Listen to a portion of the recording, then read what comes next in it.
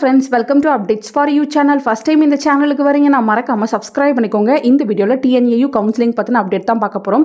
நேத்து ஈவினிங் பாத்தீங்கன்னா வெப்சைட்ல நோட்டிஃபிகேஷன்ஸ்லாம் போட்டுருந்தாங்க. ஃபர்ஸ்ட் பாத்தீங்கன்னா TNAU rank list of admitted candidates in ex serviceman quota phase 1 போட்டுருந்தாங்க. அதுக்கு அப்புறம் பாத்தீங்கன்னா sports quota phase 1, next differently abled quota phase 1, next பாத்தீங்கன்னா AU faculty of agriculture list of admitted candidates in differently abled quota phase 1. இது போல பாத்தீங்கன்னா 4 notification போட்டுருந்தாங்க.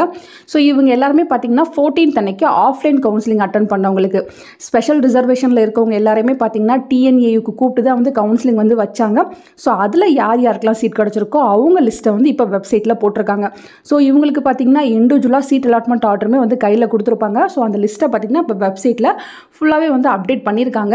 So இதுலேயுமே பார்த்தீங்கன்னா சிலர் வந்து ஸ்லைடிங் வந்து அப்ளை பண்ணிட்டு வந்திருப்பீங்க. ஸோ அவங்களுக்கு பார்த்தீங்கன்னா ஃபேஸ் 2 போட்டு நியூ லிஸ்ட் வந்து அலாட் பண்ணுவாங்க. ஸோ ஃபைனல் ஸ்லைடிங் முடிகிற வரை நீங்களுமே வெயிட் பண்ணும்.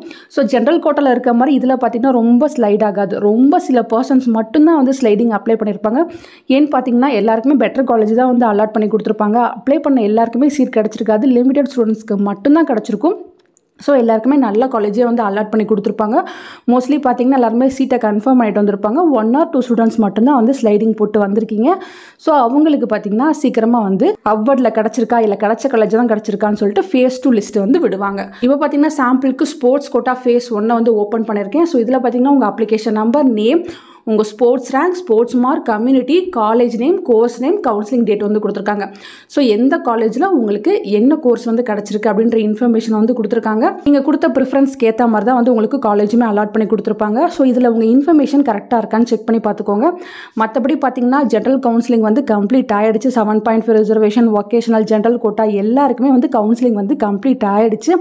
நெக்ஸ்ட் பார்த்தீங்கன்னா சீட் அலாட்மெண்ட் தான். ஸோ சீட் அலாட்மெண்ட் எப்போ வரும், எப்படி வந்து போடுவாங்க அப்படின்ற இன்ஃபர்மேஷனுக்கு ஆல்ரெடி வீடியோ போட்டு சொல்லியிருந்தேன்.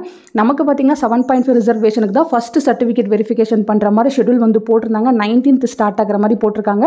ஸோ நம்ம பார்த்தீங்கன்னா இன்னைக்கு, நாளைக்கு இல்லைனா நெக்ஸ்ட் டே வந்து நம்ம சீட் அலாட்மெண்ட் ஆர்டர் வந்து எக்ஸ்பெக்ட் பண்ணலாம். யூனிவர்ஸில் பார்த்தீங்கன்னா யார் யார் எப்படி ப்ரிஃபரன்ஸ் கொடுத்துருக்கீங்கன்னு பார்த்து அதுக்கேற்ற மாதிரி உங்களுக்கு சீட் அலாட்மெண்ட் பண்ணி கொடுப்பாங்க. உங்கள் லாகின்லேயே பார்த்தீங்கன்னா சீட் அலாட்மெண்ட் ஆர்டர் வந்து வந்திருக்கும். நீங்கள் அங்கேருந்தே டவுன்லோட் பண்ணி உங்களுக்கு எந்த காலேஜ் கிடச்சிருக்குன்னு பார்த்துக்கலாம்.